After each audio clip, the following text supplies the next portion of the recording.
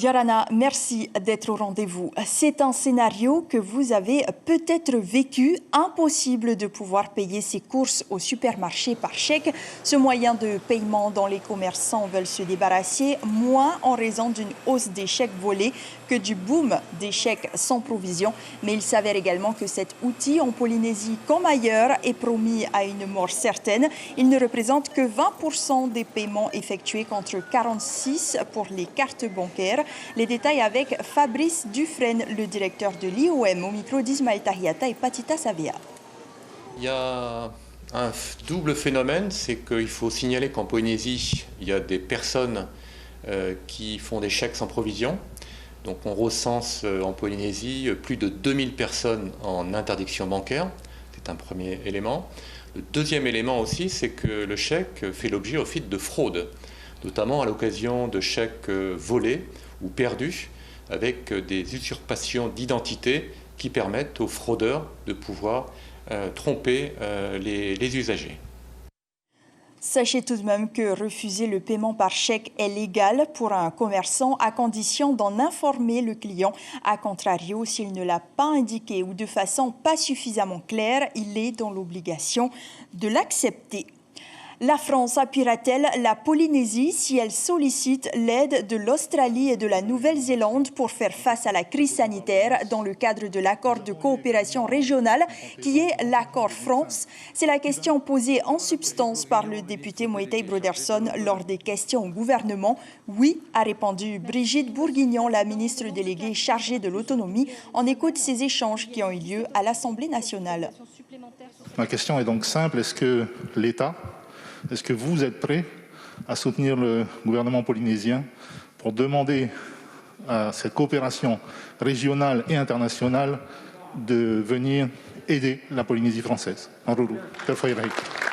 La question d'un appui supplémentaire est en cours de discussion et nous sommes favorables et d'analyse, bien sûr. Un des enjeux porte également sur la disponibilité des tests en nombre suffisant afin de tester plus largement, plus rapidement la population et limiter la diffusion du virus, notamment dans les archipels. Je peux donc vous assurer, monsieur le député, pour conclure, que le centre de crise est pleinement mobilisé.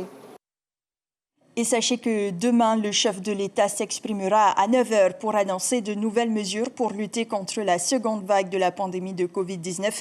De nouvelles restrictions qui pourraient aller jusqu'à un reconfinement national seront décidées mercredi matin au cours d'un conseil de défense avant le Conseil des ministres. Une allocution que vous pourrez suivre en direct sur nos antennes.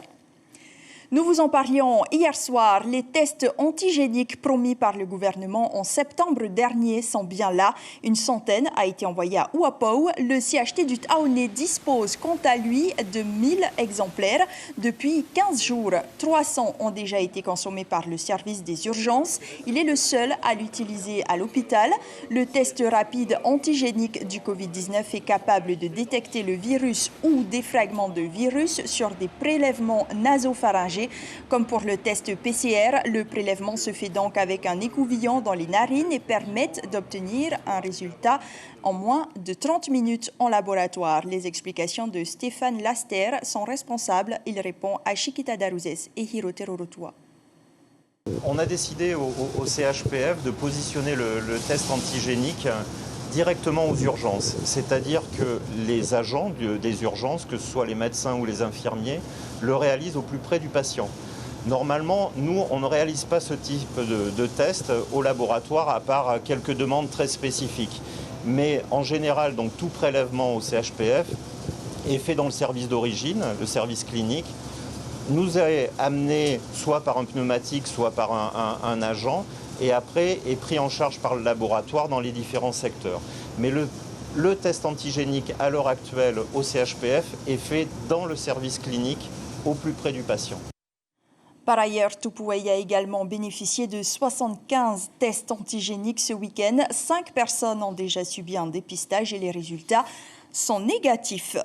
Pour terminer, nous partons à Rangiroa, où un Hawaïen a fait de sa passion son métier. Anthony Waipa Manawa tient une école de danse et de musique dans cette île des Tuamotu depuis près de 10 ans.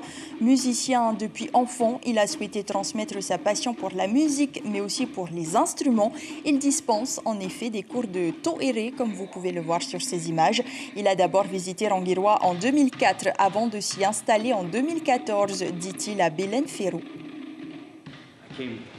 Je suis arrivé à Rangiroa en 2004, de manière non officielle, et officiellement en 2014. En tout cas, je me suis installé en 2014.